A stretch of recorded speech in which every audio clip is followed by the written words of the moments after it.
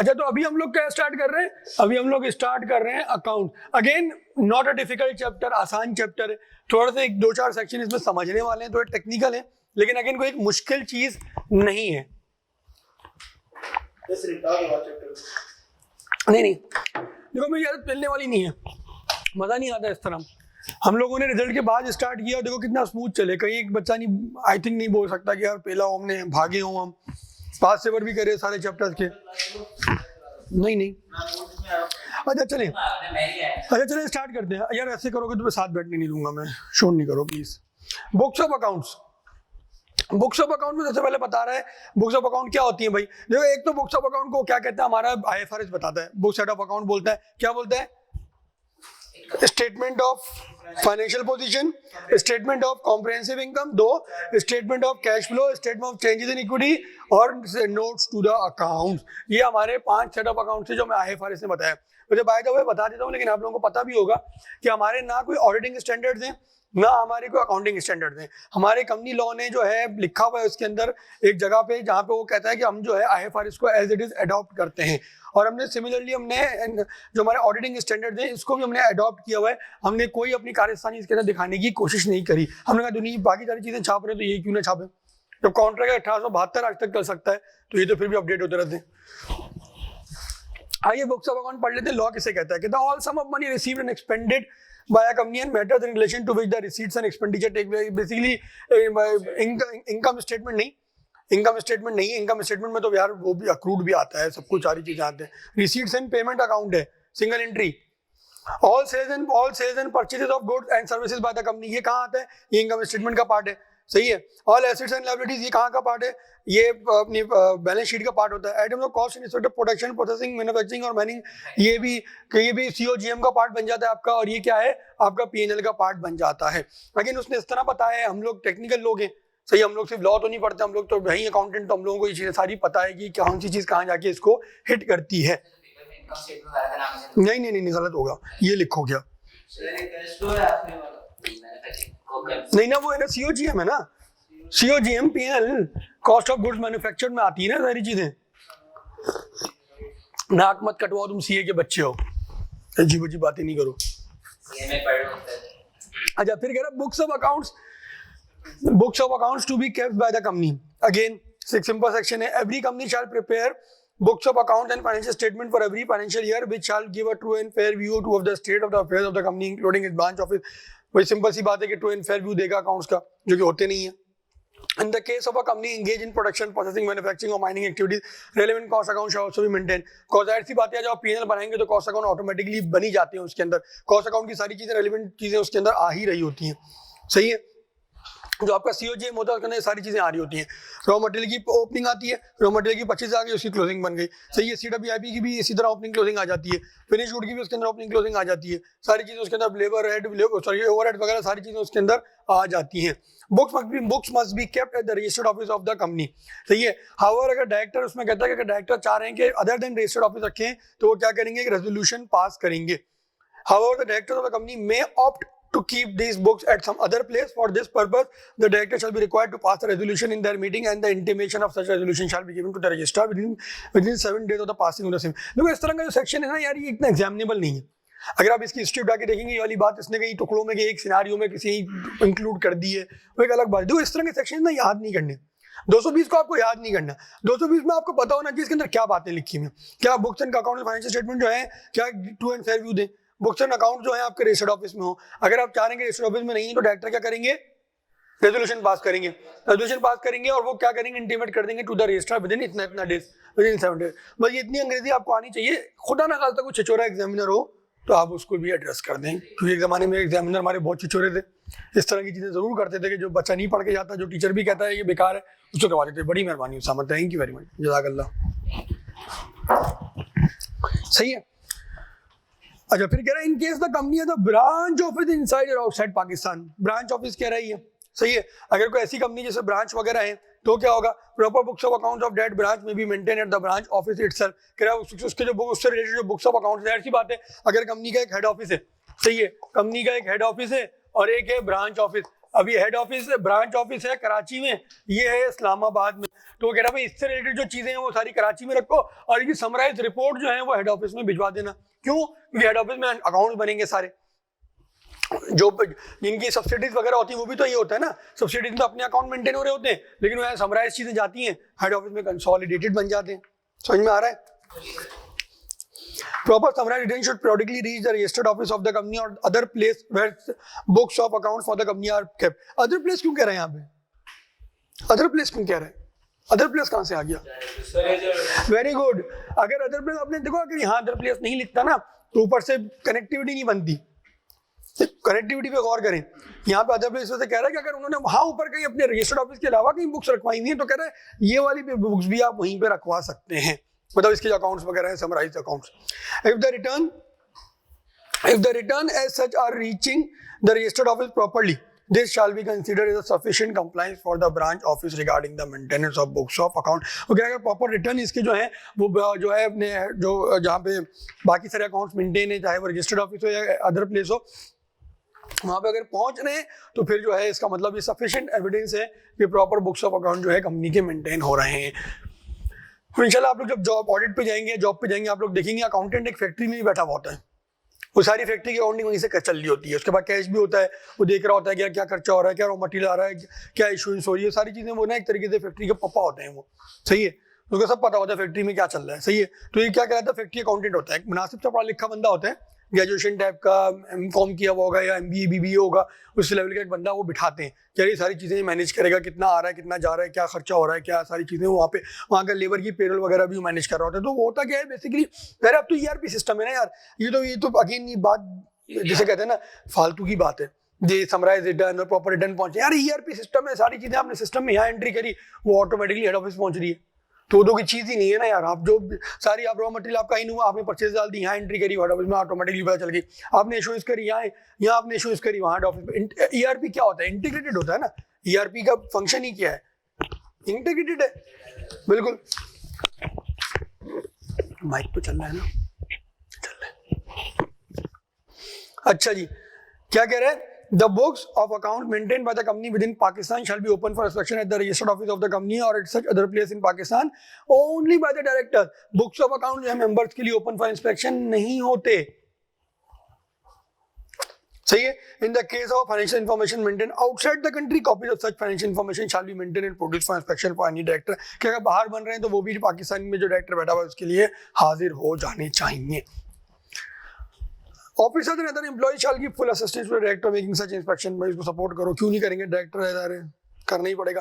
Books of account shall be kept in good order for at least 10 financial years immediately preceding the current financial year. All the preceding year with the company has been in existence for less than 10 years. अगर हमारा financial year चल रहा है, ये कौन सा financial year है हमारा? 2022, तो कौन कहाँ कब से लेके कब तक होने चाहिए राफे?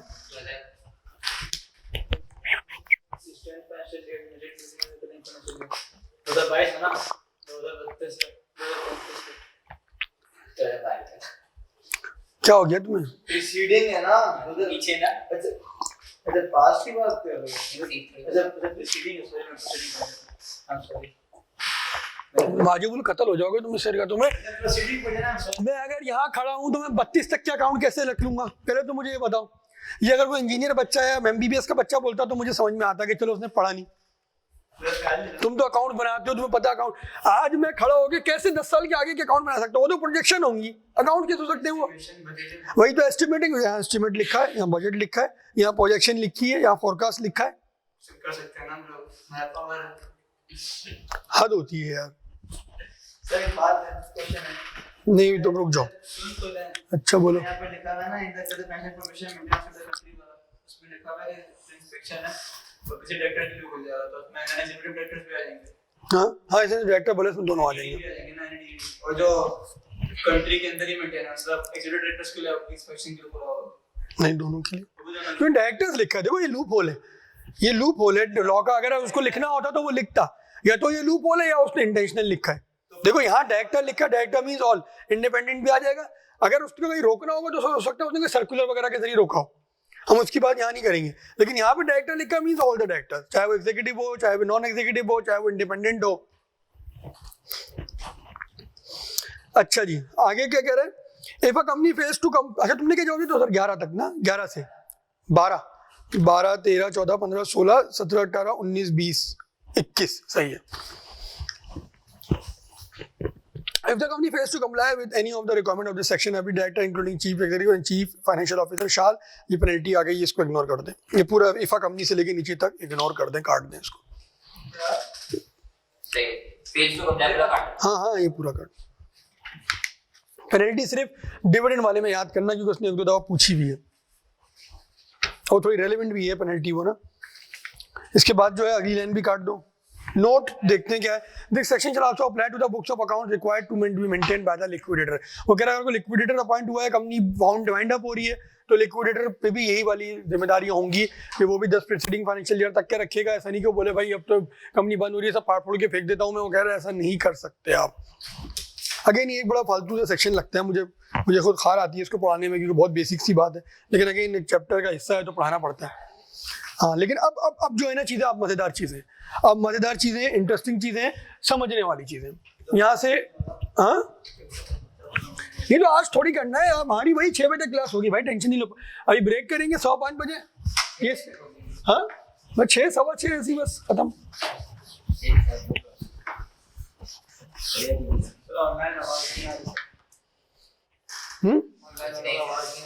कैसे पता? एस्टिमेशन। अच्छा, अब कह रहा है फाइनेंशियल ईयर क्या होता है। Financial year in relation to a company or any other body corporate means the period in respect of which any financial statement of the company or a body corporate as the case may be laid before it in general meeting is made up whether the that period is a year or not। ये इससे simple बात ये कह रहा है भाई, financial year वो होता है आपका जिसके जो वो पीरियड होता है जिस पीरियड को आप चूज करते हो अपने अकाउंट्स बनाने के लिए। देखो सीधी हमारा फाइनेंशियल ईयर में गवर्नमेंट का क्या है, हमारा क्या है, जून चलता है, सही है। बैंक्स का क्या चलता है, दिसंबर चलता है, सही है। शुगर इंडस्ट्री किस पे आती है, शुगर इंडस्ट्री सितंबर करती है ज़्यादातर। मार्च में बहुत कम कंपनी है, मार्च में बहुत कम कंपनी है, लेकिन ये भी रख सकते हैं। अब देखो ये भी रखो आप, अगर आप कोई पागल कंपनी है, कोई पागल सब्सक्राइबर है, वो कहे हम जुलाई रखेंगे, लॉ बोलेगा रख लो, मना थोड़ी है, रख लो। यही बात इसके अंदर बता रहा है कि वो पीरियड है जिसके लिए आप अकाउंट बनाते हो और वही अकाउंट बना के आप प्रेजेंट कर देते हो जनरल मीटिंग में मेंबर्स के लिए, सही है। अब इसके बाद आ रहा है सेक्शन 223, यहाँ से थोड़ी बातें मजेदार स्टार्ट हो जाएंगी। Financial statement relation to a company includes क्या है, ये एसओएफपी की बात कर रहा है, बी में पीएनएल की बात कर रहा है, सही है। सी में क्या कह रहा है, statement of changes in equity. D में कह रहा है स्टेटमेंट ऑफ कैश फ्लो और नोट्स टू द बीएस ने ऐसे छाप दिया। अब छठे में बात कर रहा है comparative information respect of the preceding period. Comparative भी आप दिखाते हैं, सही है। हाँ, एक्सट्रैक्ट थोड़ी कंपैरेटिव दिखाते हैं ना आप। एक्सट्रैक्ट में क्यों फेस पे दिखाते हैं आप, एक्सट्रैक्ट में क्यों दिखाएंगे? एक्सट्रैक्ट तो आप नोट्स की बात कर रहे हैं, आप उसमें भी दिखाते हैं, आप पीएनएल में भी दिखाते हैं, बैलेंस शीट में भी दिखाते हैं। फॉर एग्जांपल 2022 के बने, आपने यहाँ 2021 लिख दिया, कंपैरेटिव हो रहा है ना, कंपैरेटिव दिखाते तो हैं आप। नहीं, अलग से कोई बात नहीं करी। अच्छा जी, ये आपकी उसकी रिक्वायरमेंट है, आइजा की भी रिक्वायरमेंट है, आईएएस की भी रिक्वायरमेंट है। क्या कह रहे हो? एफ में जिक्र अलग से नहीं कर रहा, बस कर दिया उसने। वो आपको अकाउंटेंट समझ के थोड़ी समझा रहा हो, तो जनरल बात कर रहा है ना, उसको क्या, उसको कोई थोड़ी पता क्या चार्टर्ड अकाउंटेंट है, आप पढ़ रहे हैं, आपके लिए हल्की बात है ना ये। आपके बंदे को बैकग्राउंड ही नहीं है, तो उसको समझाने के लिए उसने अलग से लिख दिया। बिल्कुल। तो आप कह रहे हैं board of directors must lay before the annual general meeting its financial statement for the period in case of first financial statement since the incorporation of the company to the close of its financial year, for subsequent financial statement since the preceding financial statement to the date of the close of the financial year. इसमें देखो क्या कह रहा है, सबसे पहले उसने बता दिया कि आप जो है बोर्ड ऑफ डायरेक्टर जो फाइनेंशियल स्टेटमेंट अपनी देंगे उसका पीरियड क्या होगा, सही है। पहले साल में तो क्या होगा, फ्रॉम डेट ऑफ इनकॉर्पोरेशन, और क्या टिल क्या होगा, close of the financial year. और सब्सीक्वेंट क्या होगा, जैसे मिसाल के तौर पे अगर कंपनी बनी है अगस्त में, अगस्त 2020 में बनी, सही है, तो इसका फाइनेंशियल ईयर क्या होगा, अगस्त फर्स्ट वाला, अगस्त 2020 से लेके जून 2021, सही है। और दूसरा क्या होगा, जुलाई 2021 से लेके जून 2022, सही है। यही दोनों बातें इसने इसके अंदर स्पून फिटिंग की तरह समझा है। फिर क्या, the financial statement must be laid presented within a period of 120 days following the close of the financial year of a company. 120 days first वाले के लिए नहीं है, ये इसके लिए है,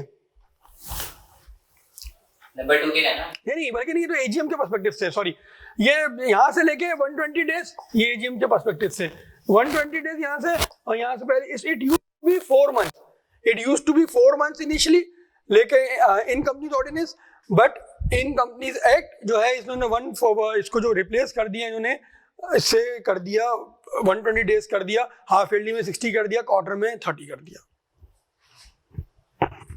सही, हाँ याद आ गया। सही है। Financial statement must be laid, लेकिन वहाँ वो क्वार्टरली अकाउंट जो है वो लेट नहीं होते, वो सिर्फ एससीसीबी में जमा होते हैं, क्वार्टरली और half yearly. Financial statement must be late presented within a period of 120 days following the close of the financial year. In the case of a listed company, the commission in case any other case register may extend the period for a term not exceeding 30 days for any special. Then COVID आया था तो इस तरह की चीजें लोगों ने apply करी भी थी। First financial statement must be late presented within 16 months after the date of the incorporation of the company and subsequently once in every calendar year. मुझे एक बात बताओ अपना शेख साहब, यहाँ 16 months क्यों लिखा हुआ है? फर्स्ट फाइनेंशियल स्टेटमेंट 16 में क्यों? 15 भी हो सकते थे, 17 भी हो सकते थे, 18 भी हो सकते थे। फर्स्ट फाइनेंशियल स्टेटमेंट को क्यों कह रहा है 16 महीनों के अंदर? तुम जवाब सोच के रखना, तुम्हारा सेकंड नंबर है। सर 120 डेज का 120 डेज तो वो अलग चीज है, उसका इससे कोई ताल्लुक नहीं है, वो तो सब्सिक्वेंट वाले में कह रहा है कि अब आपको प्रेजेंट करने हैं अकाउंट्स, वो प्रेजेंटमेंट ऑफ अकाउंट्स है। ये कह रहा है फाइनेंशियल स्टेटमेंट जो है फर्स्ट जो है आपको 16 महीनों के अंदर करनी है from the date of incorporation, और सब्सिक्वेंटली जो है हर साल एक दफा आपको करनी है, प्रेजेंट करनी है। सर मीटिंग में होगा ना, एजीएम वगैरह की मीटिंग होती है। हाँ एजीएम की मीटिंग वगैरह डेट होती है। हाँ, तो नहीं एजीएम की डेट होती है, सही है, मैं बताओ तो पूरी बात करो, मैं सही समझा नहीं तुम्हारी बात। रेजोल्यूशन पास करते थे। स्पेशल रेजोल्यूशन कहाँ से आ गया? 12 महीने ईयर एंड हुआ, 16 महीने की बात क्यों करिए? मेरा सवाल सिर्फ इतना है कि ये 15 भी हो सकता था, ये 17 भी हो सकता था, ये 16 ही क्यों है? सर के ऊपर अकाउंट्स खोले थे, क्लोज ईयर 120 दिन के पीरियड के अंदर करना होगा ना फाइनेंशियल स्टेटमेंट्स को अपना प्रेजेंट। देखो वो बात अलग है, वो ये कह रहा है, देखो सुनो मेरी बात, वो ये कह रहा है कि अगर जून 30 तुम्हारा ईयर एंड है तो इससे 120 दिन के अंदर इसको प्रेजेंट करो, वो बात अलग है, ये 16 महीने वाली बात अलग है। तो 12 महीने में तो फाइनेंशियल वो 120 वाली बात, वो 120 वाली बात सब्सिक्वेंट के लिए है, मैंने उस वक्त ही बताया था। तुम बताओ मुस्तफा। एजीएम की, हाँ एजीएम की दो रिक्वायरमेंट्स थी, एक तो 120 days from close of financial year और एक 16 months from incorporation of the company. Very good, यही जवाब है इसका। भाई देखो इसने अलाइन किया है, देखो अगर फर्स्ट एजीएम को उसने लिखा था, फर्स्ट एजीएम को उसने लिखा था कि फर्स्ट एजीएम कब होनी चाहिए? 16 मंथ्स में। अकाउंट्स कहाँ प्रेजेंट होते हैं तुम्हारे? एजीएम में होते हैं। अब जब एजीएम 16 महीने है तो वो कैसे कह सकता है कि फर्स्ट अकाउंट 15 में हो या 14 में हो या 17 में हो? देखो चीजें लिंक करना सीखो, ये लिंकेजेस है आपके, ये आपको पता होने चाहिए कि यहाँ 16 लिखा है, क्यों लिखा है? यहाँ 17 भी हो सकता था, यहाँ 15 भी हो सकता था, व्हाई नॉट 15, व्हाई नॉट 17? 16 ही क्यों लिखा है? ये समझ में आया? First financial statement must be laid within 16 months after date of the incorporation of the company and the subsequently once in every calendar year, once in every calendar year आप देते रहेंगे। सही है, सिंपल बात हो गई। देखो मैं इसको कंक्लूड करता हूँ। पीरियड ऑफ फाइनेंशियल ईयर उसने बोला कि from the date of incorporation till the close, पहला, उसके बाद जो है आपका रिकरिंग चलता रहेगा। सही है। फिर उसने क्या बोला, आप प्रेजेंट कब करेंगे? With in 120 days from the close of financial year. आपको एनुअल अकाउंट्स की बात हो रही है, annual account with in 120 days from the close of financial year आपको प्रेजेंट करने हैं जनरल पब्लिक मेंबर्स को अपने। सही है। फिर उसने बताया जो आपकी फर्स्ट प्रेजेंट अकाउंट्स है वो आपके 16 महीने के अंदर अंदर बन नहीं जाना चाहिए, प्रेजेंट हो जाना चाहिए। बन कब तक जाना, बन क्या बनेंगे कब से कब तक? वो जैसे यही एग्जांपल को लेके चलते हैं, अगस्त से लेके आपकी कंपनी बनी तो अगस्त से लेके जून तक, सही है, जून तक के बनेंगे ये आ गए आपके फर्स्ट अकाउंट्स हो गई। सही है, फर्स्ट अकाउंट्स हो गए। और ये प्रेजेंट कब तक होने? 16 महीने from the date of incorporation. यहाँ के अगस्त की डेट है, यहाँ से 16 महीनों के अंदर अंदर ये आपके प्रेजेंट हो जाने चाहिए। एक कंपनी नॉर्मली करती क्या है, ये ईयर एंड हुआ ना, इसी से 120 दिन काउंट करती है और वो करवा देती है।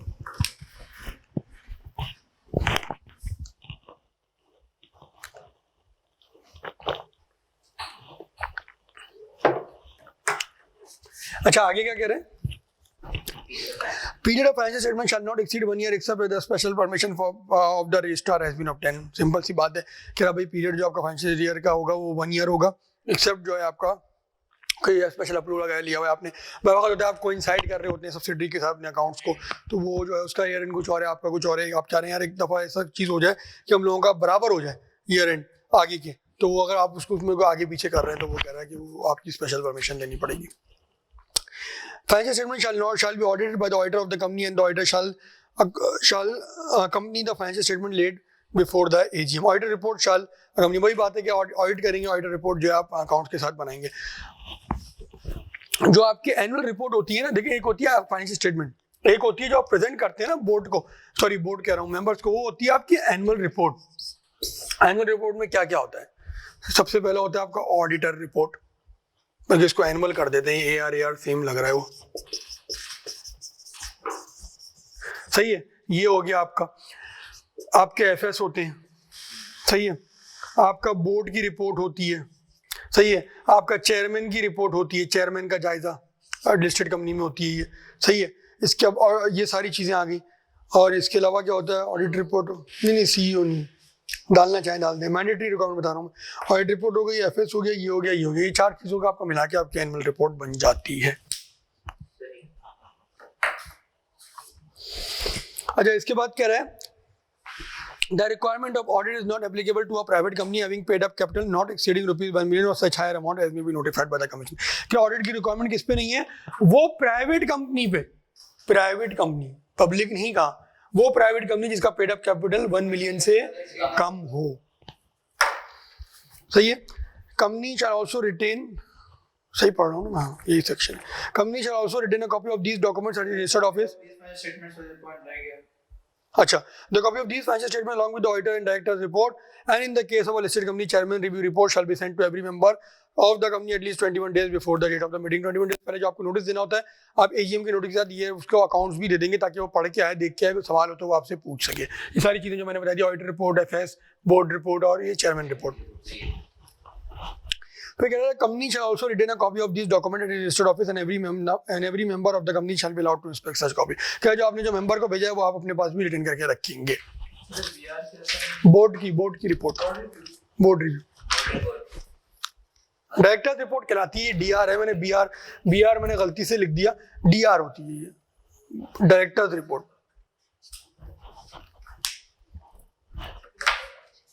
सही है शेख साहब। ये हो गया सेक्शन 223। वाह भाई वाह। इसके बाद 11 पॉइंट, आखिरी पॉइंट पढ़ के हम क्या करेंगे? नमाज पढ़ेंगे। तुमने पढ़ ली नमाज? आधे घंटे का ब्रेक होगा तो 7 बजे तक क्लास चलेगी, जो कि 7 बजे तक नहीं लेनी, मैं जी नहीं लेनी। Further listed company is required to dispatch at least 3 copies of these documents to the commission registered in stock exchange simultaneously with the dispatch of the same to the members, and the same shall also be uploaded on the company website. A copy of these documents should also be filed electronically to the company. Simple सी बात है, वो कह रहा है कि यार 3 copy SECB को दे दो, रजिस्ट्रार को दे दो, ये सारी चीजें बता रहा है। मैं आपको मजे क्या होता है, ये तो खैर बड़ी स्ट्रेट सी बात लिखी है। It used to be 200 copies. Listed company में क्या होता था, 200 कॉपी थद्दे बने हुए, और वो एक बंदा होता था कंपनी से, वो गाड़ी में रख के बकाया सुजुकी में रख के लेके जाते थे।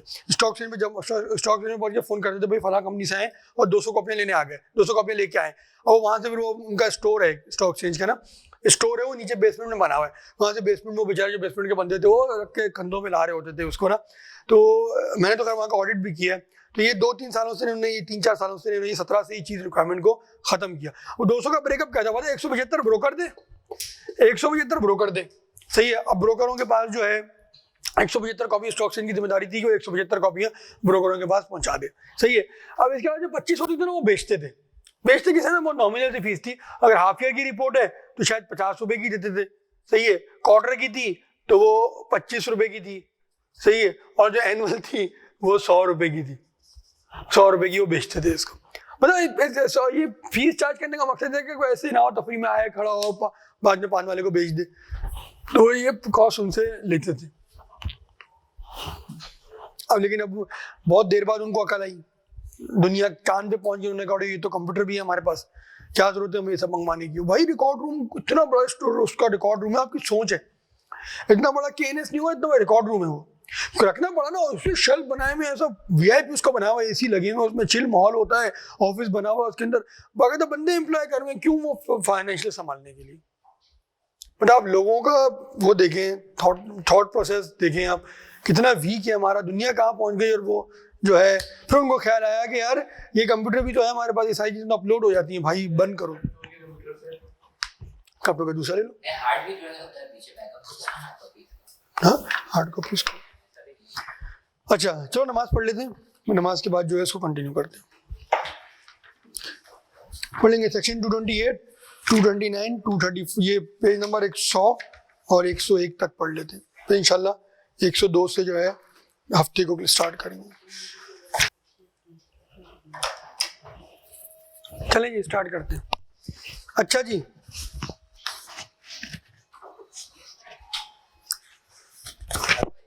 हाँ क्या पढ़ रहे थे हम?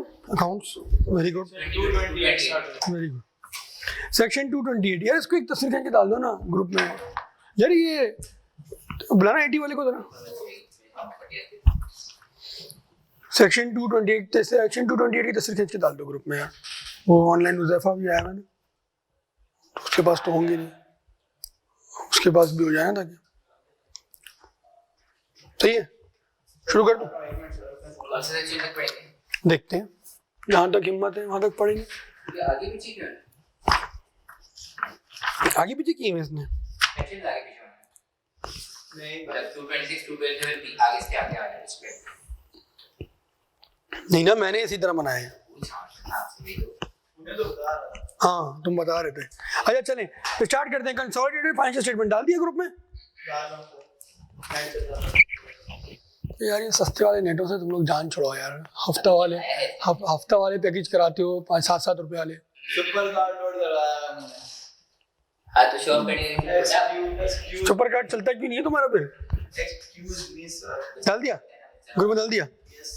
चलें section 228 consolidated financial statement. Consolidated आप सबको पता है कब बनते हैं, जब एक कंपनी की सब्सिडीज होती हैं तो क्या होता है, कंसोलिडेटेड जो पेरेंट कंपनी होती है वो कंसोलिडेटेड अकाउंट बनाती है। अब देखो कंसोलिडेटेड मल्टीपल तरीकों से भी बनते हैं, ऐसा नहीं कि सिर्फ अल्टीमेट सब्सिडरी बनाती है।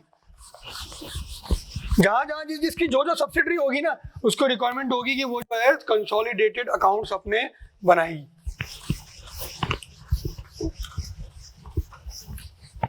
अब देखो मिसाल के तौर पे एक A लिमिटेड है, सही है, A लिमिटेड की B लिमिटेड में है, सही है, B लिमिटेड की C लिमिटेड में इन्वेस्टमेंट है, सही है, C की D लिमिटेड में है, सही है। अब समझो सबकी 100 है, सही है, सब समझो सब होली ओन्ड सब्सिडरी है, सही है। कौन कौन इसके अंदर सब कंसोलिडेट बनाएगा? ये भी बनाएगा, ये भी बनाएगा, ये भी बनाएगा, सही है।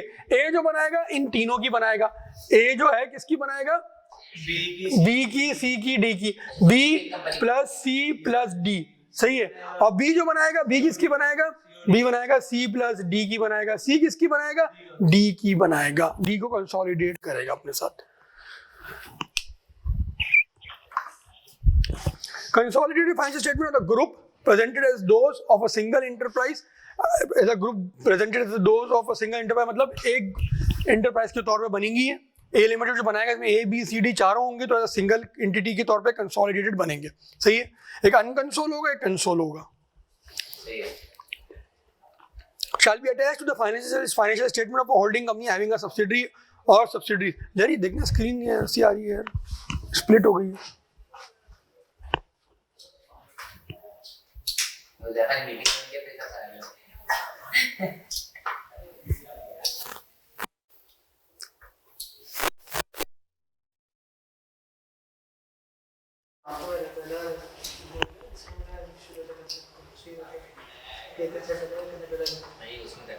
चलो हम तो स्टार्ट ही रखते हैं ना, सही है। क्या कह रहे हैं? Shall be attached to the financial statement of a holding company having a subsidiary or subsidiaries at the end of the financial year at which the holding company financial statement are made out। वो कह रहा है कि भाई ये जो है दोनों चीज़ें आपने प्रेजेंट करनी है, अनकंसोलिडेटेड करनी है, एक कंसोलिडेटेड भी आपने साथ साथ करनी है।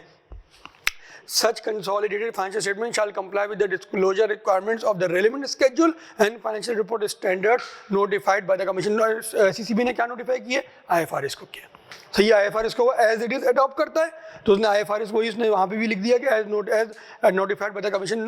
कमीशन ने क्या नोटिफाई किया कि हम IFRS को एज इट इज अडॉप्ट करते हैं. जो डिस्क्लोजर रिक्वायरमेंट कंसोलिडेटेड के लिए वहाँ पे है, वही डिस्क्लोजर रिक्वायरमेंट ये कह रहा है कि यहाँ पे आप जो है फॉलो करेंगे. Such consolidated financial statement shall, ये पढ़ लिया मैंने. Provided that, thank you यार, this requirement shall not apply to a private company and its subsidiary where none of the holding and subsidiary company has paid up capital exceeding 1 million. कौन सी requirement की बात कर रही है? कौन सी requirement applicable नहीं होगी? सर वो प्राइवेट कंपनी. नहीं, कौन सी रिक्वायरमेंट एप्लीकेबल नहीं होगी? सवाल सुनो, सवाल सुनो, कौन सी रिक्वायरमेंट एप्लीकेबल नहीं होगी? कंसोलिडेटेड फाइनेंशियल स्टेटमेंट की रिक्वायरमेंट एप्लीकेबल नहीं होगी. किस पे नहीं होगी तुम बताओ मुझे, लिखवाओ. हाँ, कौन सी? Private company. सही है, वो सही है. प्राइवेट कंपनी, जाहिर सी बात है, सब्सिडी. बिल्कुल सही बोला इसने. प्राइवेट कंपनी वो प्राइवेट कंपनी जिसका क्या हो और उसकी सब्सिडरी हो, none of the holding and the subsidiary. मिसाल के तौर पे एक प्राइवेट कंपनी है, सही है, इसकी सब्सिडरी एक और प्राइवेट कंपनी है मिसाल के तौर पे, सही है. अगर इन दोनों का जो पेड अप कैपिटल है इंडिविजुअली देखा जाएगा, अगर 1 मिलियन से कम है तो जो है उन पे ये कंसोलिडेशन की रिक्वायरमेंट नहीं है. ये 1 मिलियन वाली बात हमने एक और जगह भी पढ़ी थी, ऑडिट के रिक्वायरमेंट में से भी पढ़ी थी कि ऑडिट की रिक्वायरमेंट भी उन पे नहीं है. बिल्कुल, तो वो उसने कहा जब ऑडिट की रिक्वायरमेंट से मैंने इनको निकाल दिया तो कंसोलिडेटेड की रिक्वायरमेंट से भी उसने निकाल दिया. कंसोलिडेटेड फाइनेंशियल स्टेटमेंट की रिक्वायरमेंट से निकाला है. ऑडिट रिपोर्ट, जब ऑडिट ही नहीं हो रहा तो ऑडिट रिपोर्ट भी नहीं होगी ना. क्या अकाउंट्स तो IFRS के हिसाब से बनाएंगे. Where the financial year of a subsidiary precedes the day on which the holding company's financial year ends by more than 90 days. क्या बात हो रही है यहाँ पे? वो कह रहा है, देखो दोबारा पढ़ो, मुझे तो जुमला पढ़ो दोबारा. उज़ैफा कह रहा हूँ, सॉरी शराफे, क्या बोल रहे हैं? एक सेकंड बल्कि लिख लेते ना. होल्डिंग कंपनी है एक और एक है सब्सिडरी कंपनी. बताओ क्या कह रहे हैं? Where the financial year of a subsidiary precedes the day on which the holding company's financial year ends by more than 90 days. रुक जाओ, मिसाल के तौर पे ये इसका फाइनेंशियल ईयर है दिसंबर 31, 31 दिसंबर है, इसका है जून. कितना हो गया फर्क? More than 3 month. अब आगे बढ़ते हैं. Such subsidiary shall make an interim closing on the day on which the holding company financial year end prepare financial statement for consolidation purpose. वो ये कह रहा है कि देखो जब ये 31 दिसंबर गुजर जाएगा, ये जून आएगा, देखो इधर देखो, वो कह रहा है कि ये कंपनी की जिम्मेदारी है कि 6 महीने का जो है डेटा इसको देगी, बना के इंटरिम बनाएगी फॉर कंसोलिडेशन पर्पस. वो ये नहीं बोल सकती कि यार मेरी तो रिक्वायरमेंट ही नहीं है, मैं तो 31 दिसंबर बनाता हूँ. नहीं, वो कह रहा है कि आपने इस कंपनी की कंसोलिडेशन के लिए आपने 6 महीने का डेटा इसको देना है ताकि क्लब करके पूरे साल का आपका बना सके. ये तो पूरे साल का बनाएगा इसकी रिक्वायरमेंट. वो कह रहा है कि तुम इसके पूरा साल को कंप्लीट करने के लिए तुम अपना 6 महीने का डेटा इसको यहाँ पे बना के दे दो. अब तुम पूछो सवाल. इससे कम होगा तो नहीं है, कोई ऐसी रिक्वायरमेंट नहीं होगी. तो ये अगले साल फिर डेटा जाएगा ये सारा. हाँ, ये जो 6 महीने का डेटा है फिर अगले 6 महीने का तो हो ही नहीं सकता ना. 90 डेज से कम होगा. मिसाल के तौर पे इसका कब होगा? इसका होगा 31 मिसाल के तौर. वैसे 90 डेज से कम वाली बात होती नहीं. देखो वैसे तो क्वार्टर का फर्क, क्वार्टर देखो आपका ईयर कब कब क्लोज हो सकता है, तो जून होगा, या तो आपका सितंबर होगा, या तो आपका दिसंबर होगा, या तो आपका मार्च होगा. सही है, तो वो ऑटोमेटिकली 90 डेज से कम ही होगा. सही है ना.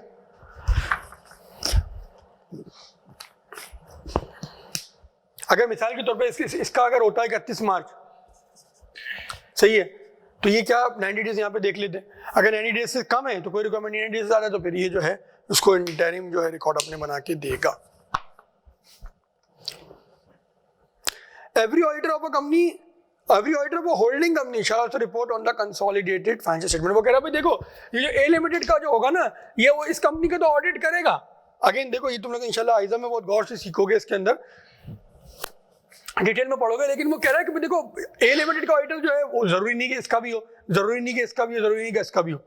वो कह रहा है कि वो इनकी उस पर फाइनेंशियल स्टेटमेंट्स पे इनकी रिलायबिलिटी पे बात नहीं करेगा, लेकिन जो ऑल ऑन द होल जो एक बन रहे हैं जिसमें A+B+C+D इस पे कमेंट जरूर करेगा. वो ये हमारी लॉ की रिक्वायरमेंट है. एनुअल रिपोर्ट अगर आपकी बन रही है, आपकी मल्टीपल सब्सिडरीज हैं, तो वो जो कंसोलिडेटेड फाइनेंशियल स्टेटमेंट पे जरूर एक कमेंट करेगा. हाँ, वो ये जरूर लिखेगा कि हमने इसका ऑडिट नहीं किया, लेकिन जो है हम इसके आपको किस तरह करेगा वो आपका जो है ऐसा देखेगा। सर तो ये बड़ी मल्टीनेशनल होती है, इनकी जो सब्सिडी होगी है ना? होती हैं, बिल्कुल होती हैं, ये सारी सब्सिडीज ही तो हैं। लेकिन पाकिस्तान में तो सब्सिडीज हैं इनकी, यहाँ से डेटा वहाँ जाता होगा। सही है। Consolidated financial statement shall disclose any qualification contained in the audited report of a subsidiary वगैरह। भी देखो अगर A लिमिटेड के फाइनेंशियल बन रहे हैं, अगर B लिमिटेड में कोई क्वालिफिकेशन आई है, पता है ना क्वालिफिकेशन क्या होती है, ऑडिट में पढ़ रहे होंगे आप लोग, तो कह रहा है कि यहाँ पे जो है आप A लिमिटेड के फाइनेंशियल में इसको जरूर डिस्क्लोज करेंगे कि हमारी फला फला कंपनी की जो है ऑडिट रिपोर्ट में इसमें क्वालिफिकेशंस आई हैं।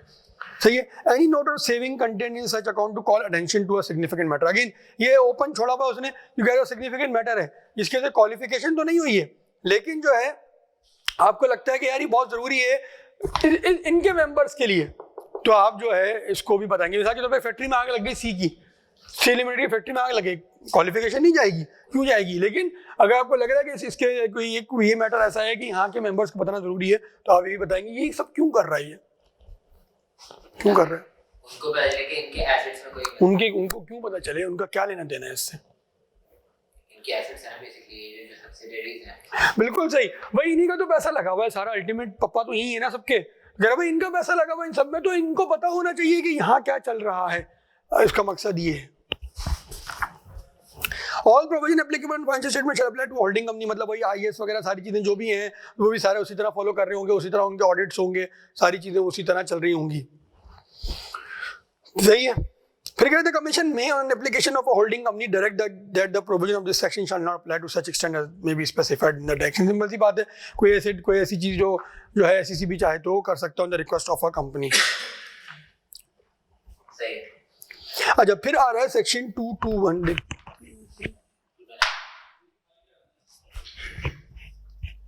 क्वालिफिकेशन क्या होती है, क्वालिफिकेशन ये होती है कि ऑडिटर जो है अगर या तो आपकी रिपोर्ट को क्वालिफाई कर देगा, एडवर्स ओपिनियन दे देगा, या आपको क्या कर देगा, तीसरी चीज क्या होती है, डिस्क्लेमर दे देगा। तो कह रहा है अगर ये चीजें जो हैं आपकी जो है, अगर कोई भी एक चीज आ रही है, सही है, इसमें देखो ये क्वालिफिकेशन वगैरह कब आती है, जब आपको कोई चीज होती है जो ऑडिटर और आपको कन्फ्लिक्ट आ जाता है। सही है, बिल्कुल कॉन्फ्लिक्ट आ जाता है और वो सिग्निफिकेंट मैटर है और आप उसके अंदर करेक्शन नहीं कर रहे, आप बोल रहे नहीं यार हमारी डेप्रिसिएशन पॉलिसी तो यही है, ऑडिटर बोला इससे तो पीएनएल इतना हिट हो रहा है, तो ये तो सिग्निफिकेंट है हमारे लिए, सही है, इसका रिस्क भी बहुत ज्यादा है, तो वो बोलेगा भाई अगर आप में दोनों में कन्फ्लिक्ट आ गया तो वो एक आपकी रिपोर्ट को क्वालिफाई कर देगा, वो बोल देगा भाई ये रिपोर्ट जो अब देखा अगेन वो तीनों क्राइटेरिया अलग है। एक में होता है कि एक डिस्क्लेमर में होता है आप बोलते हैं मैं ओपिनियन नहीं दे रहा, एडवर्स में आप बोलते हैं कि does not present to an fair view, qualification में क्या होता है आप बोलते हैं एक्सेप्ट फॉर दिस मैटर जो है ये सारी रिपोर्ट सही है।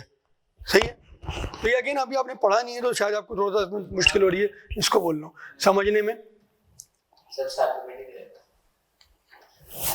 तो वो ये कह रहा है कि इस तरह की कोई चीज है तो वो आप इसके जो कंसोलिडेटेड फाइनेंशियल स्टेटमेंट होंगे उसमें आप ये चीज शामिल कर दें।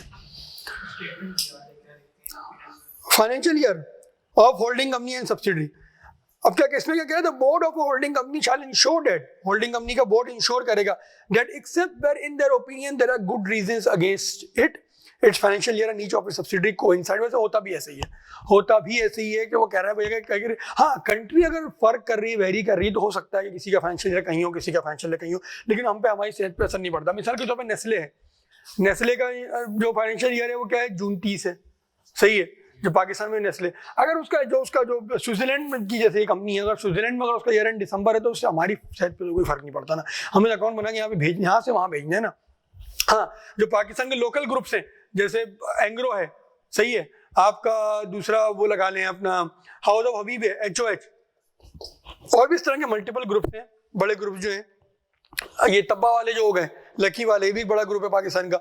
सही है, तो इस तरह के जो बड़े ग्रुप्स हैं अगर उसमें जो है जो भी कंपनीज हैं वो सारी कोइंसाइड ही होती हैं, क्योंकि उनको पता है ना यार कि ये कि अब कोई बेनिफिट टैक्स बेनिफिट्स की बारी आती है, बहुत सारी चीजें होती हैं, अकाउंटिंग रिकॉर्ड अगर एक कंपनी को जून पे रखें, एक को मार्च पे रखें, एक को सितंबर में रखें तो उनके थले लग जाएंगे। सही ना, अकाउंट को एक पिक्चर ही सामने नहीं आएगी ना यार कि ईयर ऑन ईयर सब कैसे परफॉर्म कर रहे हैं। तो वही वो लॉ भी यही बात कर रहा है कि आप कोशिश करें कि आप जो है एक्सेप्ट फॉर गुड रीजन, क्या ऐसा रीजन हो, सही है, आपको लग रहा है कि हमें बेनिफिट होगा इस तरह से करने से। या मिसाल के तौर पे अगर एंग्रो ने कोई बैंक खोल लिया,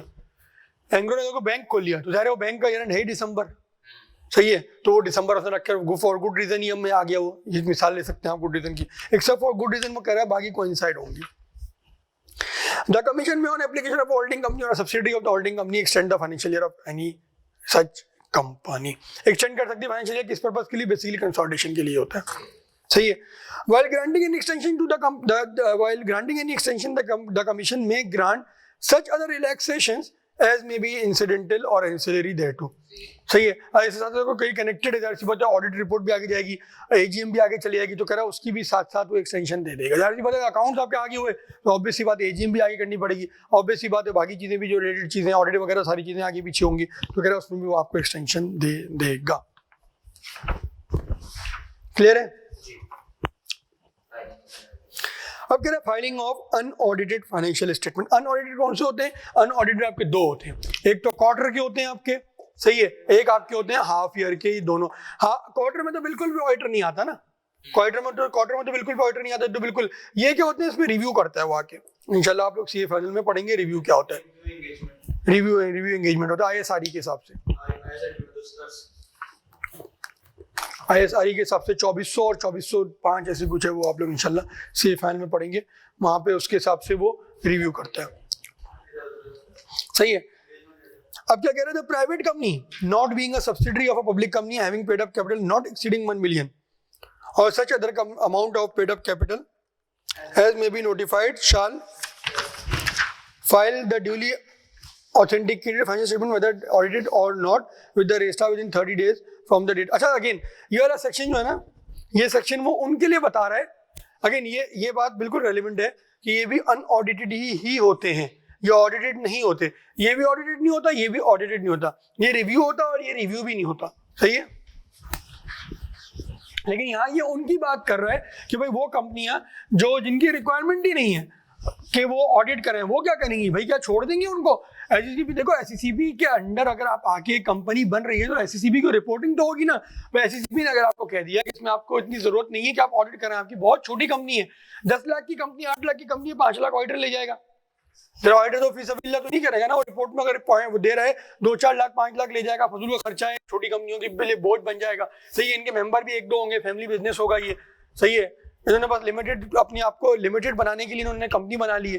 सही है. पार्टनरशिप नहीं रखी है. तो उनको प्रोटेक्ट करने के लिए उनके जो है एक्सपेंडिचर को थोड़ा सा कटेल करने के लिए उसने क्या कहा कि भाई आप ऑडिट नहीं करेंगे. वो प्राइवेट कंपनी जिससे जिसका कैपिटल 1 million से कम है, ऑथेंटिकेट साइन करेंगे. खुद पढ़ रहा हूँ ना, मैं दोबारा पढ़ रहा हूँ. अब क्या कह रहे हैं? वो private company not being a subsidiary of a public company having paid up capital not exceeding 1 million. सही है. शाल, अब वो बीच में मैं हटा रहा हूँ, छोड़ रहा हूँ उसको. shall file the duly authenticated financial statement whether audited or not with the registrar within 30 days from the holding of.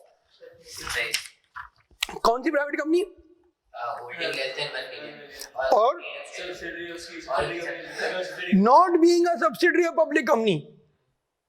ये वो प्राइवेट कंपनी की बात हो रही है जो कि सबसे, अगर मिसाल के तौर पे एक है एस लिमिटेड. एस लिमिटेड क्या है? पब्लिक कंपनी है. सही है. इसकी है x limited, x private limited. इसकी है एक्स प्राइवेट लिमिटेड. इसका पेड अप कैपिटल कितना है? इसका पेड अप कैपिटल है 8 लाख. क्या इस पे ये रिक्वायरमेंट एप्लीकेबल है? नहीं, क्योंकि सब्सिडरी है, नहीं होगा. सही है. अब अगेन अगर ये जो है एस प्राइवेट लिमिटेड की है, सब्सिडरी है, तो क्या इस पे रिक्वायरमेंट एप्लीकेबल है? अब तो है, अब है. अगर मिसाल के तौर पे किसी की भी सब्सिडरी नहीं है तो है? बिल्कुल है. Very good. सही है. दोबारा पढ़ते हैं. Private company which is not a subsidiary of public company having paid up capital. Double criteria है इसके अंदर. एक तो प्राइवेट कंपनी भी हो, पेड अप कैपिटल भी 1 million से कम हो, और दूसरा क्या, वो किसी पब्लिक कंपनी की सब्सिडरी भी ना हो. सही है. तो उसको क्या है? Shall file the duly authenticated financial statement whether audited or not with the registrar within 30 days from the holding of such meeting. Such meeting मतलब एजीएम जो उसकी होगी उससे जो है कितने दिनों के अंदर? 30 दिनों के अंदर वो ऑथेंटिकेट करेगा, जो साइन कर देगा. कौन साइन करेगा वो हम आगे देख लेंगे. Duty to prepare. अच्छा, जो हमने उस वक्त जो बात पढ़ी थी वो क्या थी?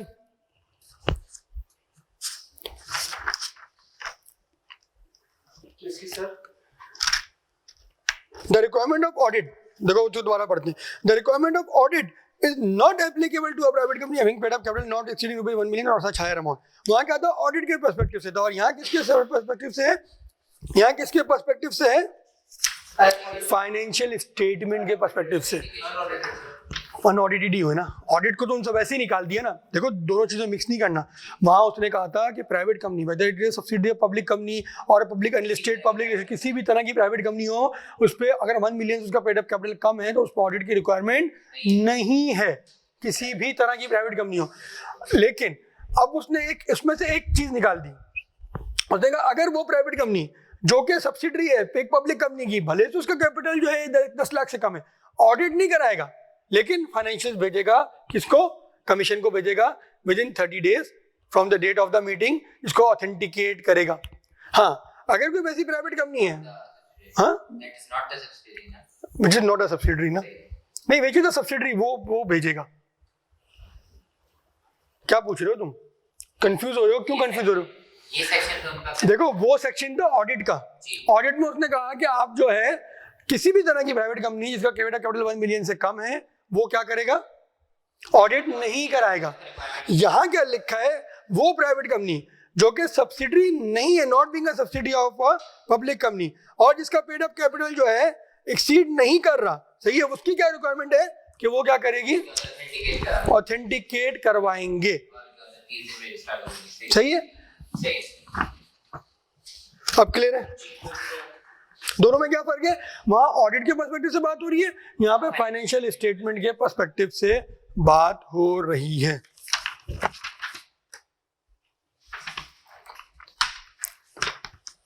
पढ़ लो इसको एक दफा दोबारा, कनेक्ट भी कर लो, एक दफा पढ़ लो ताकि कंफ्यूजन ना हो। नेक्स्ट पेज भी तो भिजवाओ उस बच्चे को, तस्वीर खींचो 101 की तस्वीर खींचो और भेज दो।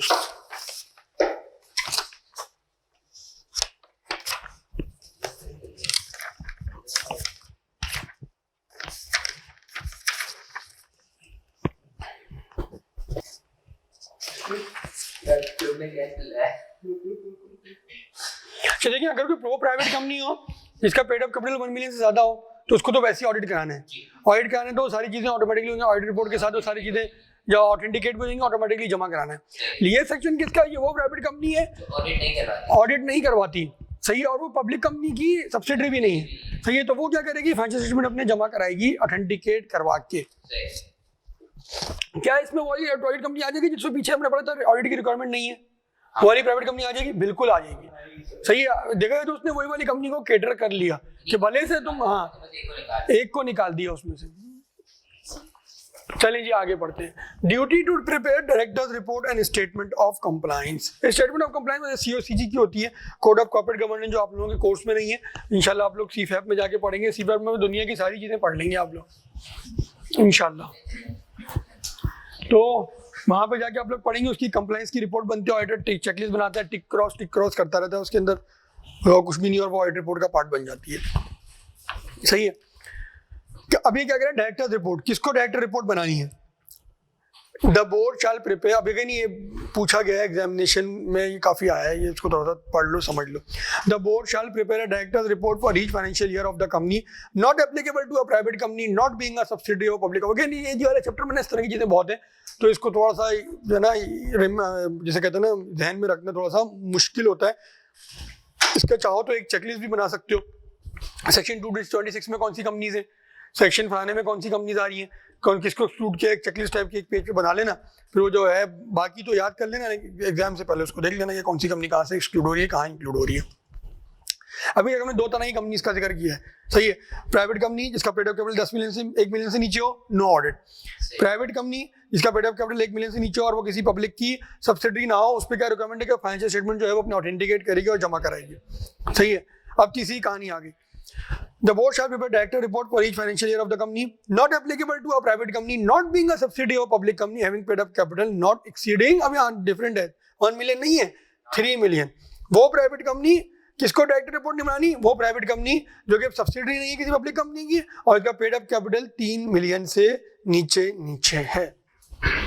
The commission may by general or special order direct such class or classes of company to prepare a statement of compliance। क्या कमीशन चाहे तो उनको जो है statement of compliance such class और क्लासेस ऑफ कंपनीज मतलब क्या, ऊपर वाली कंपनियों की बात करें, जिसको एक्सक्लूड भी करा है उसको भी कह सकता है कि स्टेटमेंट ऑफ कंप्लायंस अपनी बना दो अगर उसको ऑडिट की रिक्वायरमेंट है तो। और जो दूसरी वाली है उनको भी कर सकता है, जो जिन पे रिक्वायरमेंट है बोर्ड ऑफ डायरेक्टर्स की, बल्कि बेसिकली उन्हीं के लिए ज़्यादा है कि जिनकी रिक्वायरमेंट है कि वो डायरेक्टर्स रिपोर्ट जिनको बनानी है उनको जो है कमीशन ये भी डायरेक्ट कर सकता है कि आप जो है स्टेटमेंट ऑफ कंप्लायंस बनाओ, स्टेटमेंट ऑफ कंप्लायंस जो है हमें बना के दिखाओ। The board of holding company shall in its report to the members, सही है, include all specified information with respect to the consolidated financial statement. वो कह रहे हैं भाई जो बोर्ड है होल्डिंग कंपनी का वो सिर्फ होल्डिंग कंपनी की बात नहीं करेगा, पूरे ग्रुप लेवल पे भी बताएगा कि ग्रुप में 10 कंपनियां हैं तो भाई ये फलानी कंपनी ने अच्छा किया तो क्यों किया, बुरा किया तो क्यों किया। थोड़ी extensive board report, director report होगी उनकी।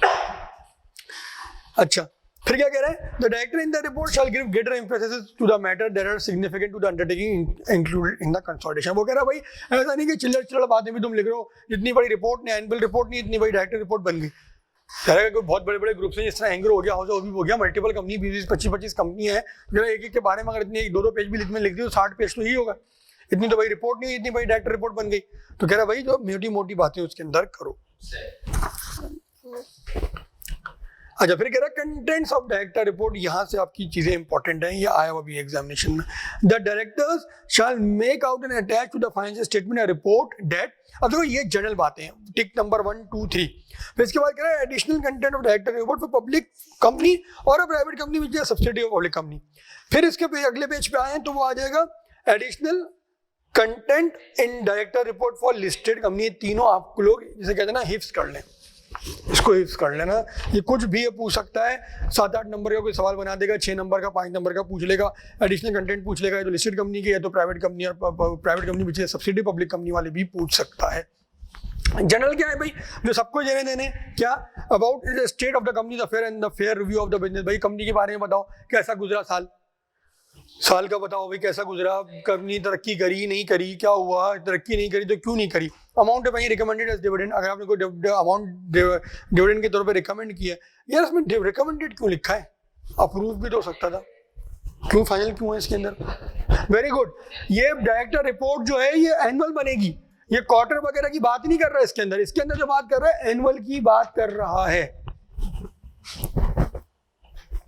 सही है। अमाउंट भाई recommended as dividend, amount when he propose to carry to the reserve fund, general reserve fund और रिजर्व अकाउंट, इस तरह का आपने कोई रिजर्व अकाउंट वगैरह बनाया हुआ है तो वो जो है आप जो है उसमें बता दें। अच्छा, फिर कह रहे हैं additional contents in the director report in for public company or private company which is a subsidy of public company. अब ये एडिशनल है, ऊपर वाली चीजें तो करेगा ही करेगा, ये एडिशनल है सिर्फ इन कंपनीज के लिए। The names of the person who at any time during the financial year were directors of the company, बता दो भाई कौन कौन डायरेक्टर थे, सही है। The principal activities and development of and performance of the company's business during the financial year, क्या activities थी आपकी, क्या किया आपने, प्रिंसिपल एक्टिविटी, आप चावल की कंपनी है तो आपने चावल बेचा, सही है, और डेवलपमेंट क्या हुई, कोई प्लांट लगाया आपने, कोई चीज बेच दी, कोई चीज खत्म कर दी, कोई चीज कम कर दी, वो सारी चीजें बता दें। परफॉर्मेंस ऑफ द बिजनेस बता दें। Description of the principal risk and uncertainties facing the company, क्या रिस्क लगता है आपको कंपनी से, क्या कॉम्पिटिशन है आपको, सही है, अनसर्टेनिटी क्या है आपकी बिजनेस में। अब ऐसे शुगर की इंडस्ट्री है, शुगर की इंडस्ट्री में सबसे बड़ा रिस्क क्या है कि पॉलिटिकल एक्सपोजर बहुत है वहाँ पे, सही है, पॉलिटिकल जो है पीपीपी वालों की भी है, पीएमएलएन वालों की भी है, तो वहाँ क्या है होती है कि भाई वहाँ पे रिस्क क्या है कि भाई पॉलिटिकली एक्सपोज पर्सन है, और कुछ गड़बड़ की तो इंडस्ट्री पूरी इंपैक्ट होती है। या फॉर एग्जाम्पल गन्ना वो फसल अच्छी नहीं कटी, सही है, और जो बजाय लोकल जो कंपनी है वो मारी जाएंगी, उनको मिल जाएगी, क्यों, पॉलिटिकली एक्सपोज है। डिस्क्रिप्शन ऑफ द प्रिंसिपल चाहिए हो गया। डी क्या, any changes that have occurred during the financial year concerning the nature of the business of the company और फॉर इट्स सब्सिडरी और any other company in which the company has interest वगैरह। कोई ऐसा change जो है जो nature of the business में हुआ, मिसाल के तौर पे आप राइस पहले बेचते थे, अब आप क्या कर रहे हैं, आप एक और लाइन ऑफ बिजनेस में जा रहे हैं, आप क्या कर रहे हैं, आप मेज प्लांट लगा रहे हैं, सही है, आप मेज प्लांट लगा रहे हैं, आप बता दें भाई कि हम ये वाले बिजनेस में जा रहे हैं। नेचर ऑफ बिजनेस कंपनी का जो डाइवर्सिफाई हो रहा है, चेंज हो रहा है। जब मिसाल के तौर पर हमने राइस खत्म ही कर दिया, सिर्फ ये प्रिंसिपल है ना, बिजनेस ही आपने चेंज कर दिया, स्पेशल रेजोल्यूशन पास करा, ये सारे मंजन आपने बेच दिए, तो वो ये सारी चीजें आपने करी, तो आप लिख दें भाई हमने राइस जो है खत्म कर दिया, ये वाला काम हमने शुरू कर दिया। अगर ये सारी चीजें टेक्निकल नहीं है, सिर्फ रटने वाली चीजें हैं, सही है, क्योंकि इसमें कोई टेक्निकल बात वो कर नहीं सकता। इन्फॉर्मेशन, अच्छा फिर क्या रहा था, information and explanation in regard to any contents of modification in the auditors report, सही है। अगर ऑडिटर रिपोर्ट में मॉडिफिकेशन है, मॉडिफिकेशन 3 तरह की होती है, या तो क्वालिफाई करेगा, या वो जो है एडवर्स करेगा या डिस्क्लेमर देगा, इन पे आप बता दें भाई क्यों ऐसा हुआ आपके साथ, सही है। अच्छा इसमें ऊपर जो पॉइंट नंबर डी में एक कह रहा है और any other company in which the company has interest, मतलब क्या कंपनी एसोसिएटेड कंपनी है 10-20% इंटरेस्ट उनके शेयर्स लिए हैं, तो ये उसकी बात कर रहे हैं। सब्सिडी को तो आप कंसोलिडेट कर देंगे ना, ऊपर उसने अलग से बोल दिया, तो उसको तो आप कंसोलिडेट नहीं करते ना एसोसिएट को। अच्छा फिर कह रहा है कि information about the pattern of holding of the shares, ये अगेन देखो any other company in the company has interest, ये आपकी होल्डिंग कंपनी भी हो सकती है, सही है। होल्डिंग कंपनी को तो आप सब कंसोलिडेट नहीं करते ना, वो आपको कंसोलिडेट करेगा, आप थोड़ी करेंगे उसको कंसोलिडेट। इसके बाद कह रहे हैं ई पढ़ना है ना हमने, information about the pattern of holding of the shares in specified in the form specified, तो वैसे एनुअल रिपोर्ट का पार्ट होता है, ये आपको share holding pattern of share holding अपनी बतानी होती है कि भाई किसकी कौन कौन मेजॉरिटी शेयर होल्डर्स हैं, आपके स्पॉन्सर्स के पास कितने हैं, इसके बाद आपकी कोई कंपनी है होल्ड कर रही है शेयर, उसके बाद कितने, जनरल पब्लिक के पास कितना है, कोई लिस्टेड कंपनी है, तो ये सारी चीज़ें आपने बतानी है।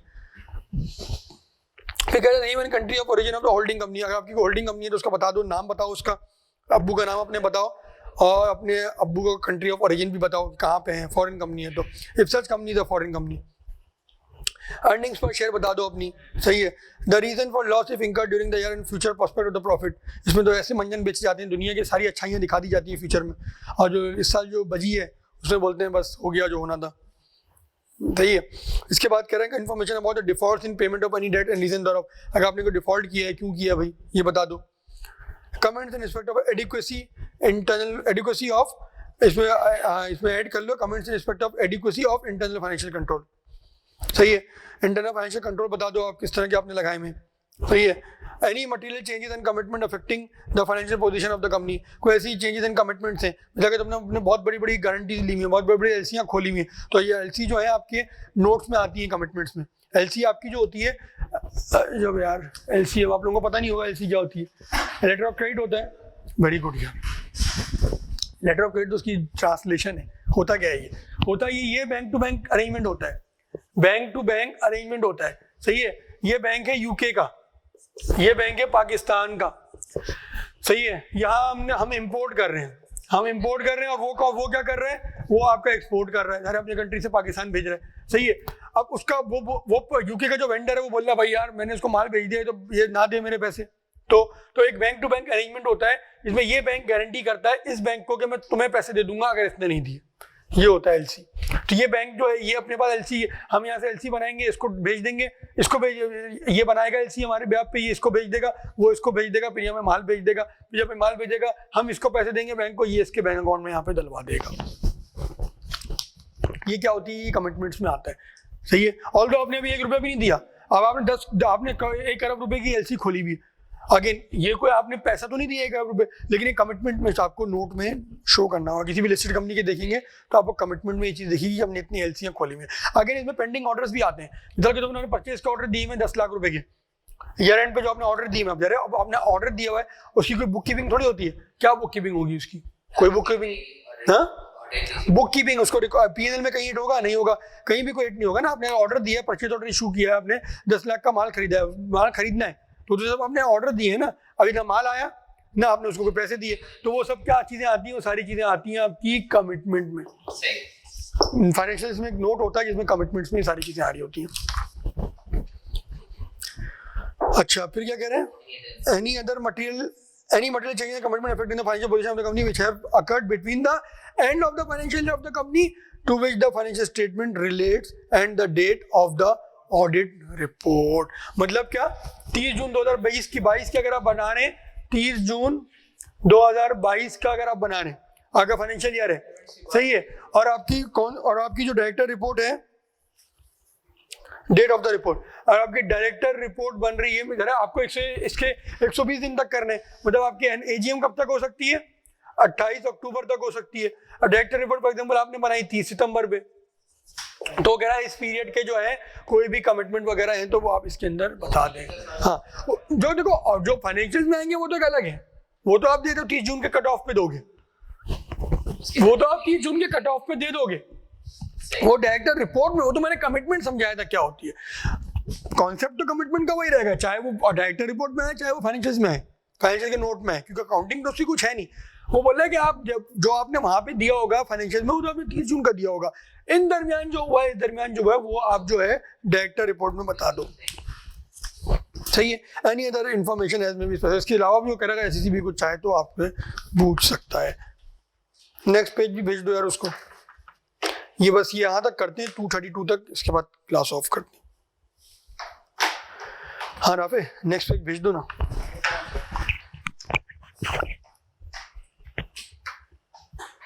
मेरा 232 भी कर लिया था आज, यहाँ तक पहुँच ही नहीं। हाँ स्टॉप नहीं, बस यहाँ तक करके निकल यार। ओवरलोड नहीं होनी चाहिए। मेरा क्या है, मैं तो पढ़ा के चले आऊँगा।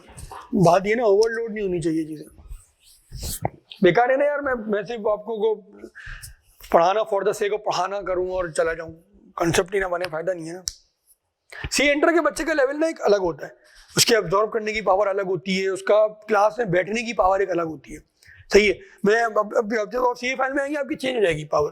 अब तो ऑनलाइन का दौर आ गया, लेकिन अपार्ट फ्रॉम ऑनलाइन जैसे हम लोग पढ़ते थे, सी एंटर की 1.5 घंटे की क्लास होती थी, फाइनल में 3 घंटे की होती थी। फर्क होता है ना। वो भी 6 बजे दिन खत्म हो रहा है, अभी क्लास शुरू हो रही है, फर्म से आ रहे हैं, 6:30 बजे क्लास स्टार्ट हो रही है, 9:30 तक चली। और टीचर्स पास 10-10 बजे तक भी लेते थे। अब कोर्स पीक पे चल रहा है, खत्म कराना है, तो 10 बजे तक भी क्लास हुई है।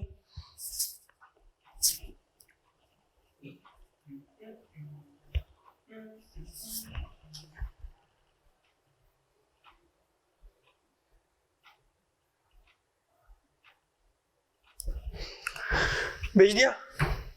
Yes sir.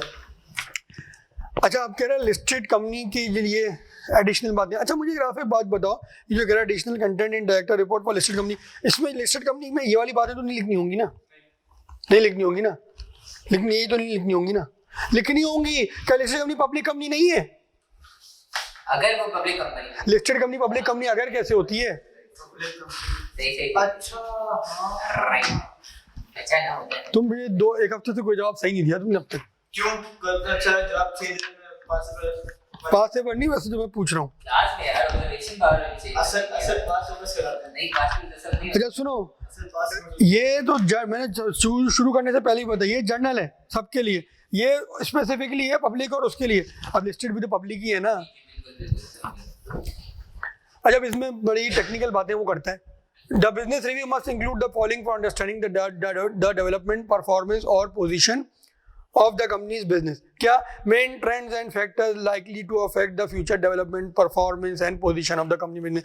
क्या आपको फैक्टर लगते हैं जो फ्यूचर डेवलपमेंट में आपकी जो है अफेक्ट कर सकते हैं परफॉर्मेंस में? मिसाल के तौर पर एक्सचेंज रेट है, exchange rate matters a lot.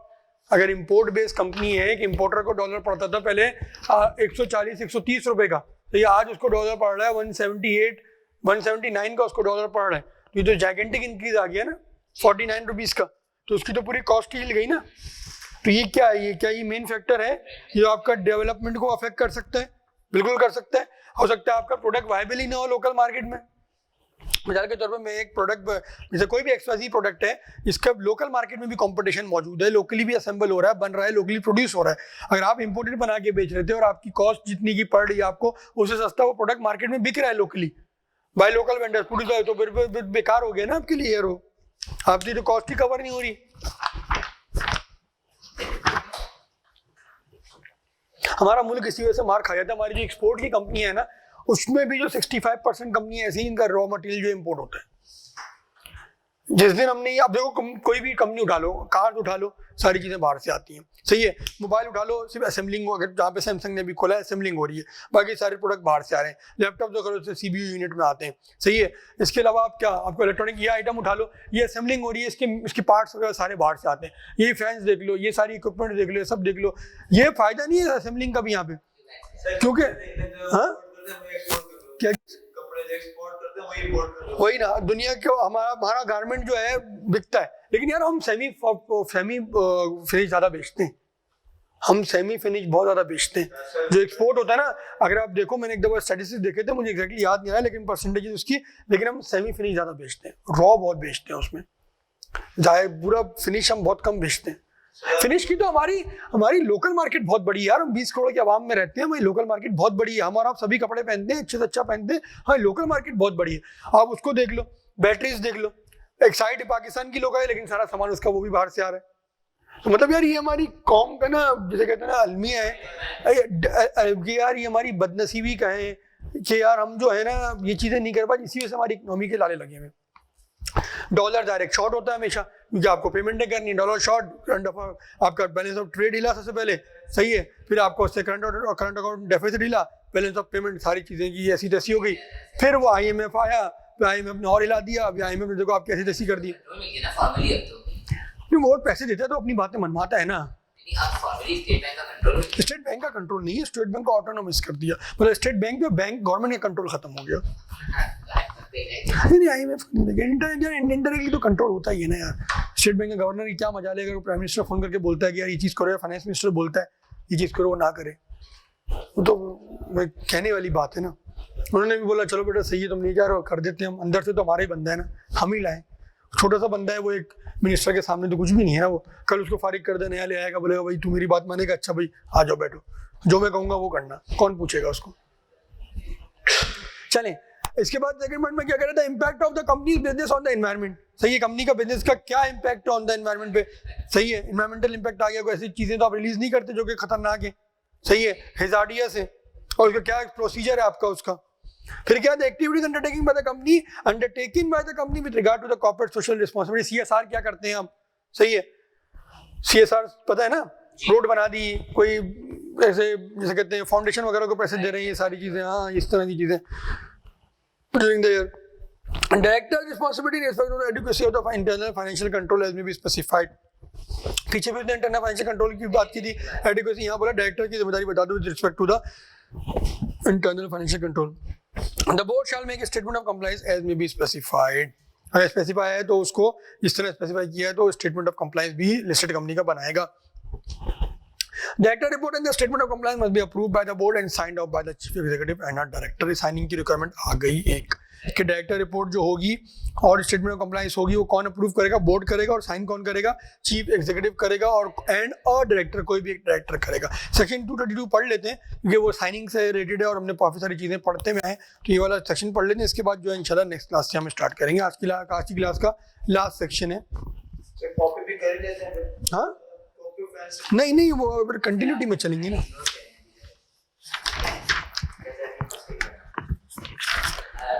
अच्छा जी,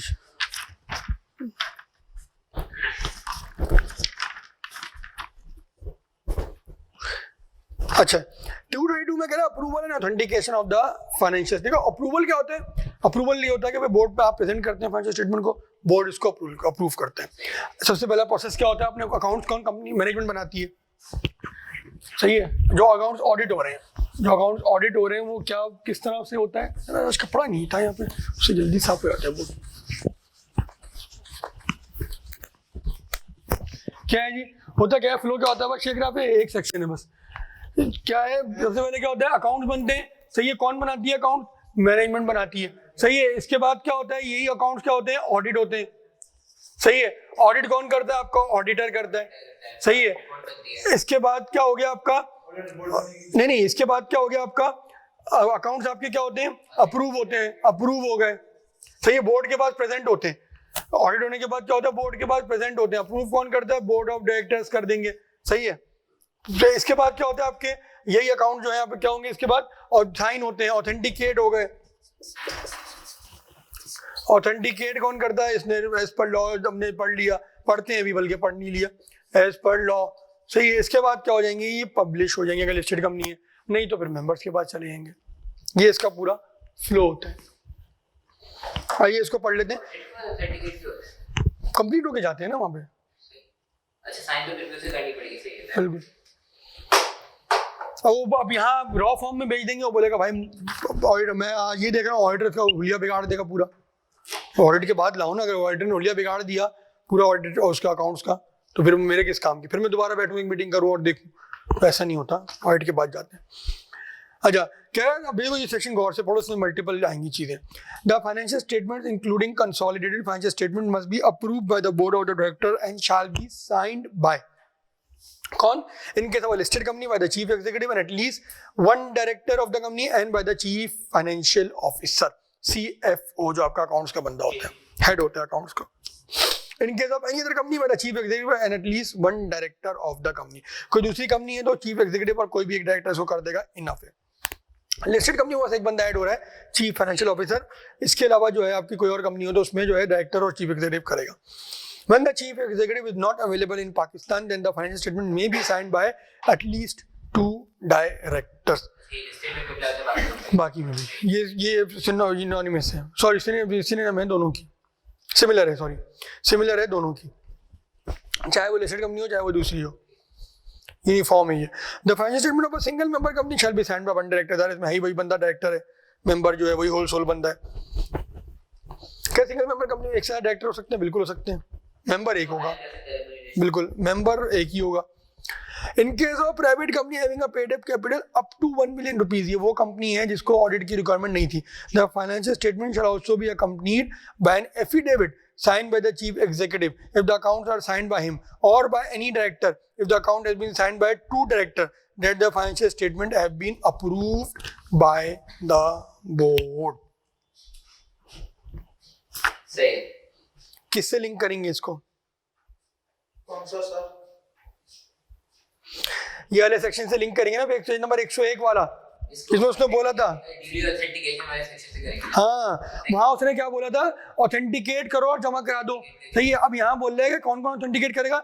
या तो डायरेक्टर करेगा या चीफ एग्जीक्यूटिव करेगा, और कह रहा है जो ऑथेंटिकेट करेगा वो एफिडेविट भी देगा। एफिडेविट में क्या होगा? वो लिखेगा कि ये जो अकाउंट हैं ट्रू एंड फेयर बने हैं, इसमें कोई गड़बड़ नहीं है, लिख के वो एफिडेविट को भी साइन करेगा।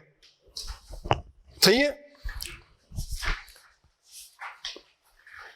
क्या पढ़ा हमने इस सेक्शन में कि फाइनेंशियल स्टेटमेंट और इंक्लूडिंग कंसोलिडेटेड फाइनेंशियल स्टेटमेंट है, अप्रूव करेगा बोर्ड, और साइन कौन करेगा? लिस्टेड कंपनी है तो चीफ एग्जीक्यूटिव, सीएफओ और डायरेक्टर करेगा। अगर इसके अलावा कोई और कंपनी है, पब्लिक अनलिस्टेड है, प्राइवेट है, तो कौन करेगा इसको? चीफ एग्जीक्यूटिव और डायरेक्टर। अगर चीफ एग्जीक्यूटिव मौजूद नहीं है तो 2 डायरेक्टर करेंगे। सही है। और जो सिंगल मेंबर कंपनी है उसका कोई भी एक डायरेक्टर करेगा। सही है। और जो कोई प्राइवेट कंपनी, वो प्राइवेट कंपनी जिसका paid up capital up to 1 million है, तो उसके फाइनेंशियल स्टेटमेंट जो ऑथेंटिकेट होंगे, ऑथेंटिकेशन के साथ साथ क्या एफिडेविट भी साइन होगा। अगर साइन चीफ एग्जीक्यूटिव कर रहा है तो एफिडेविट भी चीफ एग्जीक्यूटिव बनाएगा, अगर साइन डायरेक्टर कर रहा है तो चीफ डायरेक्टर ही एफिडेविट उसका बनाएगा। हमने कहाँ तक पढ़ लिया? पेज नंबर 102 तक पढ़ लिया ना बेसिकली, देखा जाए तो 4-5 पेजों की टारगेट रखता हूँ नहीं, वरना ज्यादा एब्जॉर्ब नहीं होता, पता है। हाँ इंशाल्लाह। नहीं देखो, एक हमारी वाइंडिंग अप की तकरीबन 4 से 5 क्लासें होंगी। मैं वाइंडिंग अप स्लो पढ़ाऊंगा। सही है। हाँ, वाइंडिंग अप बड़ा है। वाइंडिंग अप में 4 से 5 क्लासें होंगी। इसकी अभी एक क्लास अकाउंट्स की रहती है। सही है। अकाउंट्स की एक क्लास रहती है। अब मैं वही बात रहा हूँ ना, पास्ट पेपर की कितनी क्लासें हैं? पास्ट पेपर की आपकी कितनी क्लासें? 2 क्लासें। हाँ, 1 से 2 नहीं ना, वाइंडिंग अप की 1 प्लस मीटिंग्स की 1 प्लस किसकी? अकाउंट्स की 1 प्लस इन्वेस्टमेंट डिविडेंड करा दिया मैंने, ये 3, 5, 1 6 1 9 8 to 10 क्लासेस हमारी अभी बाकी हैं। 8 to 10 क्लास बाकी, वीक में 2 क्लासें होंगी, तो ये जनवरी में इंशाल्लाह खत्म हो जाएगा। चलें जी।